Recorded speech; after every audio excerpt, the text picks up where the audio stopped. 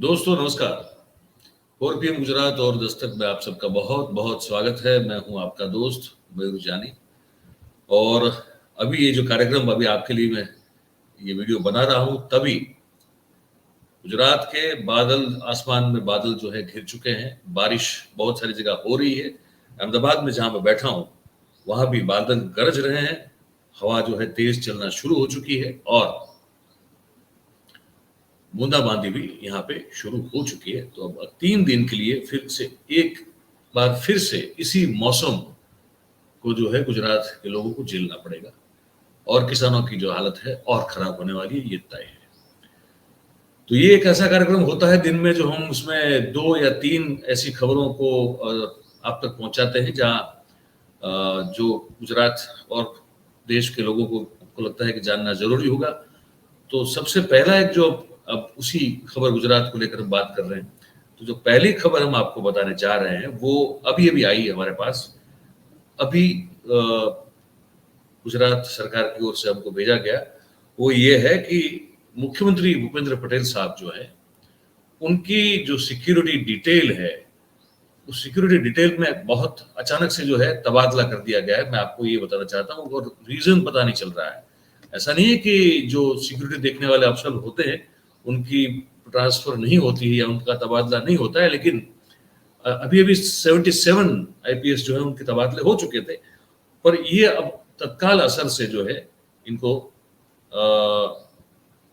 उनकी जो सिक्योरिटी की पोस्ट थी मुख्यमंत्री की, वहां से उनको हटा दिया गया है।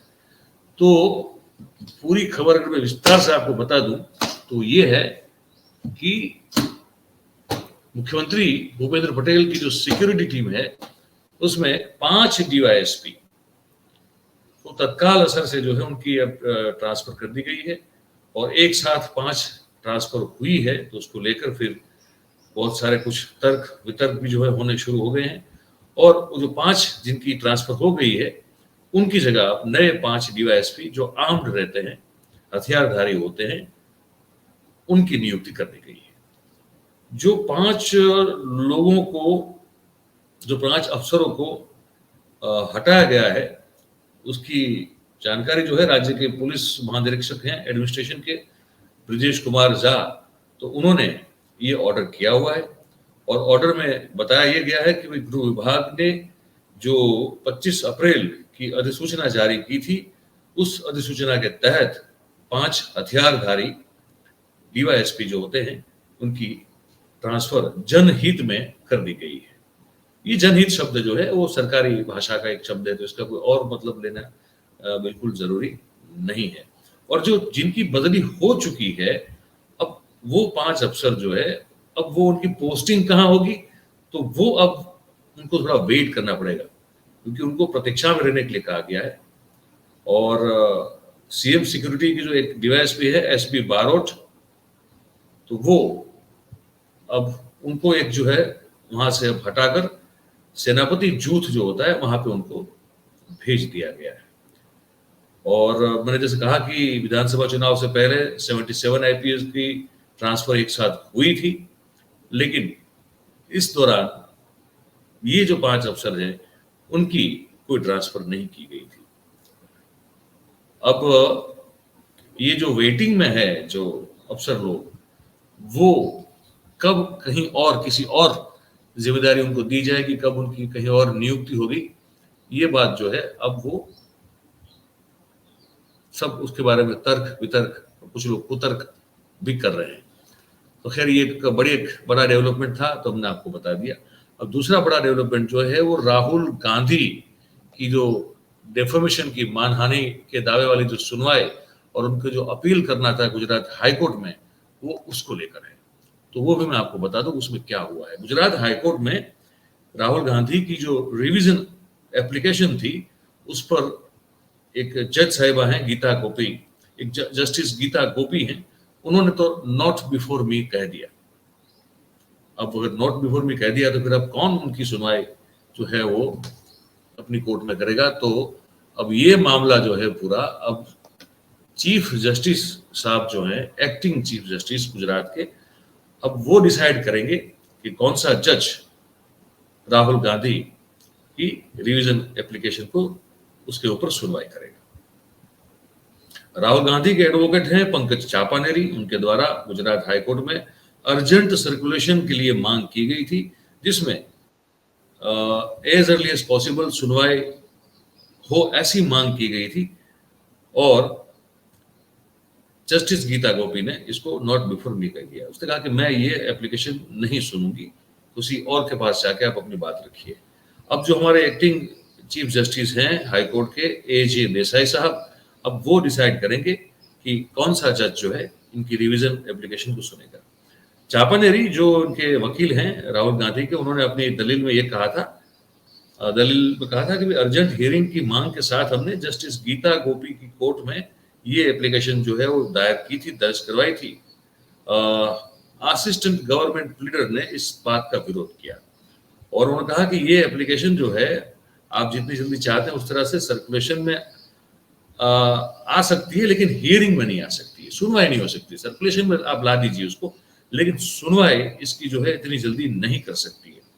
अब चापानेरी ने दलील की कि भाई ये तो एक निजी फरियाद है, उसे राज्य के साथ कोई लेना देना है ही नहीं, तो फिर गवर्नमेंट प्लीडर को इस बात में अपना मत या पक्ष रखने की कोई जरूरत नहीं है, क्योंकि इसमें सरकार का कोई लेना देना नहीं है। एक व्यक्ति ने इनके खिलाफ डिफेमेशन का केस किया है और वो केस वो लड़ रहे हैं। गुजरात सरकार का इससे कोई लेना देना नहीं है, लेकिन फिर भी आप सुनिए ठीक से कि गुजरात सरकार के जो असिस्टेंट प्लीडर हैं हाई कोर्ट में, उन्होंने इस एप्लीकेशन का विरोध कर दिया है ना। तो ये सब दलीलें हुई।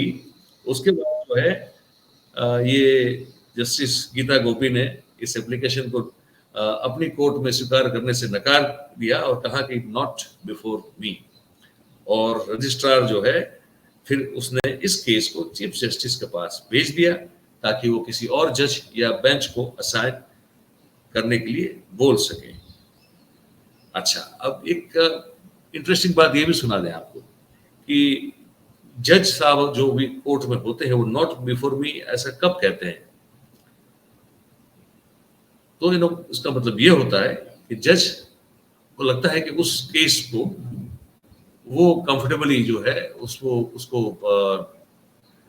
उसकी सुनवाई नहीं कर पाएंगे, और इसीलिए वो फिर कहते थे कि not before me, because they don't feel comfortable about it. That would be the only reason. अब हाईकोर्ट के एक हैं एडवोकेट सुब्रमण्यम अय्यर साहब हैं, जो पुराने मित्र हैं, बहुत सालों से वो प्रैक्टिस करते थे, इनके साथ भी जुड़े हुए थे। हमारे एक जो एक्टिविस्ट कम लॉयर मुकुल सिन्हा साहब अब तो नहीं रहे, उनके साथ वो बहुत अच्छा काम करते रहे। तो उन्होंने कहा कि जज ये कह सकते हैं कि भाई नॉट बिफोर मी, ये और क्यों वो बताने के लिए वो बाध्य नहीं है। जज नॉट बिफोर बोल सकते हैं और क्यों, कारण बताने के लिए वो बाध्य नहीं है। और आम तौर पर ये इसलिए होता है, ये एडवोकेट का कहना है कि अगर जज उस केस से जुड़े वकील के साथ पहले काम कर चुके हो, या तो उस वकील ने उस जज के नीचे जूनियर के तौर पर काम किया हो, या तो आरोपी या फरियादी कोई भी जो है वो जज के रिश्तेदारी में या तो कुछ परिचित या जान पहचान वाले हो, तो भी ऐसा होता है कि जज कह सकते हैं कि नॉट बिफोर मी। तो ये भी एक खबर थी, हमने सोचा कि आपको हम बता दें ताकि आपको पता चले कि ये भी हो रहा है। एक साथ में एक और खबर है जो मुझे लगा कि इसके साथ साथ मुझे आपको बतानी चाहिए, वो ये है कि